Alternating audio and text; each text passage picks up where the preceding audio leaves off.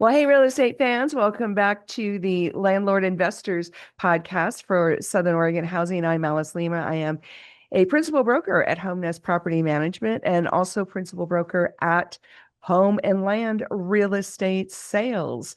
And we do these investor landlord videos frequently. And this week we wanted to ring the bell. Rents are down compared to last year, except for one surprising market. So want to bring you up to speed real quick. Let's look at some charts brought to you by Zillow Rental Manager. So these are real time. They're as of May 12th. And look at Medford. Medford is down $137 a month compared to this time last year. So when I saw this, I said to myself, what about the Ashland market? Because as many of us know, Ashland is our leading indicator in the valley for a combination of reasons. I know you want to argue with me about other zip codes, but Ashland is the overall indicator. It is the last to fall in an economic downturn. It is the first to recover in an economic recovery. And we know this over time. This is not just an instantaneous claim to fame. So let's look at Ashland. Well, looky there. There's the chart. As of May 12th, Ashland is down $275 a month on average in rent. Ouch. Okay. So the next question was, what about Grants Pass? Grants Pass and Klamath Falls are considered a weaker economic indicator. However, I am not belittling Grants Pass and Klamath Falls. So Grants Pass is actually our surprising leader. Grants Pass is up. Check that out. So we're excited to see that Grants Pass is up. It's not up by very much. So why is Grants Pass up? It has to do with tenants being willing to drive further, live somewhere else. There's a combination of elements working to create this rental price environment. We'll talk about that next.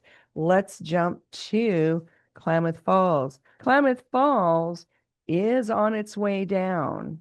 It's still up, maybe by even as much as $125 over this time last year.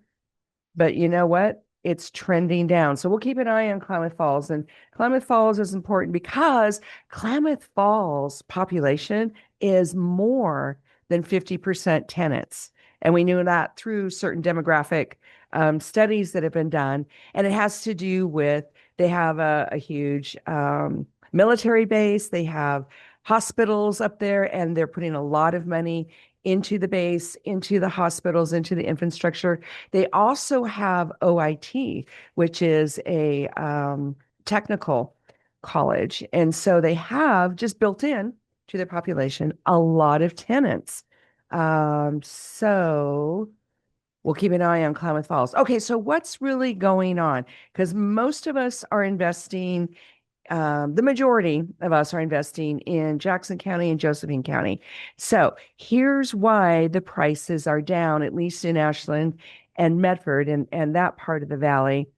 Inventory is up. Now, it takes forever to build anything in Oregon. And those of us who have been here a long time, and we love it, we're not bad-mouthing Oregon, but the planning laws and the restrictions and the blah, blah, blah, super intense, very hard. So anything you see getting actually constructed right now was years in the making. So back, 5 or 10 years ago when we had a huge housing crisis, especially in the rental market, Oregon went into let's create more housing mode. Well, here we are, fast forward 5, 10 years later. Now it's finally going up, and now it's creating a surplus, if you will.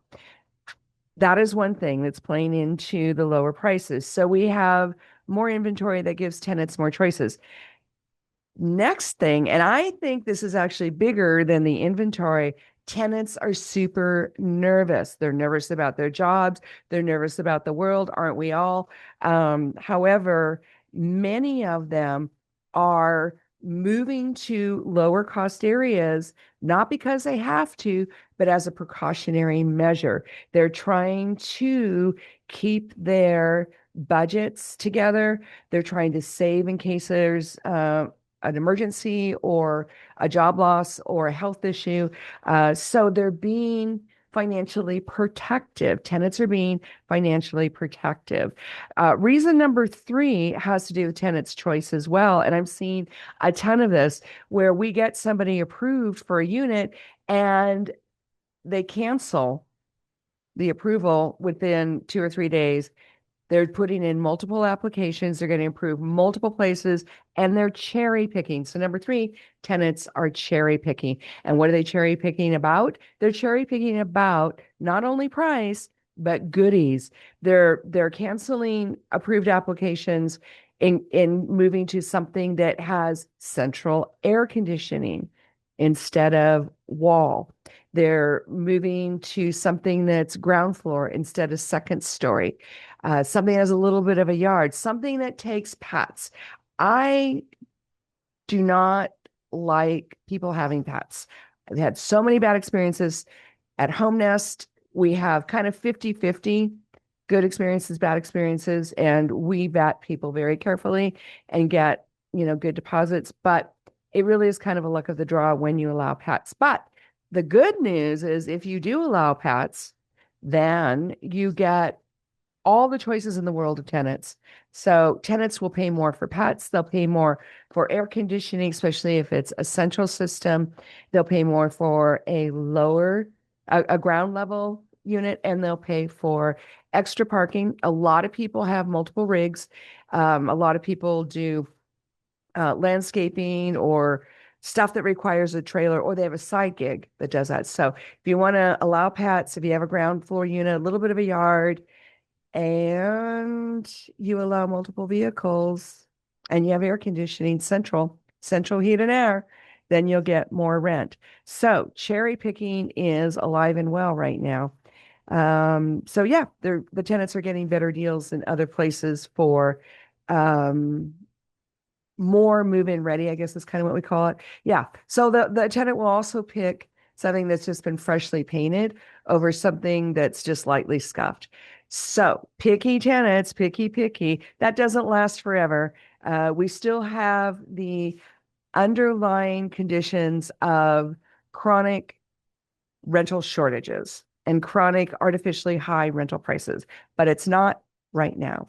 So investors, landlords, heads up, either start investing in Grants Pass as a balancing of your portfolio, or what I keep saying to everybody, if somebody moves out, we're going to keep the rent the way it is, maybe a smidge lower, but at least the way it is. If you don't have central heat and air, consider mini splits. Those are an economic alternative. If you haven't replaced the carpet lately, haven't repainted lately, let's do that. Let's freshen it up so you can compete on the market. In the meantime, I'd love to talk to you about your portfolio. We have some investors getting ready to sell some pretty big size units, and we want to give our investor pool first shot at those. We also have a lot of investors that are wanting to buy more units right now because the purchase market is pretty flat. And I know interest rates are something, but that's just where we are. And that is partly why the purchase market prices are low. So anyway, listen to our other podcast this week. We talk about the foreclosure stuff that you've been hearing in the news and what you're not getting from those news updates. So listen to that. We also have our deep dive market statistics into all three counties. Lots and lots of educational stuff here. We'd love for you to subscribe to all of our videos and send it to a friend. Send it to a friend who thinks they want to be a landlord in Oregon. It's not a bad gig. You just got to follow the rules. And that's why we have Home Nest Property Management. And we're here to help you manage your properties as well. So give me a call, give me a text, 541-301-7980, 541-301 7980. My name is Alice Lima. I want to help you with your property management and your portfolio. In the meantime, have a great Southern Oregon weekend. We'll see you next time. Bye, folks.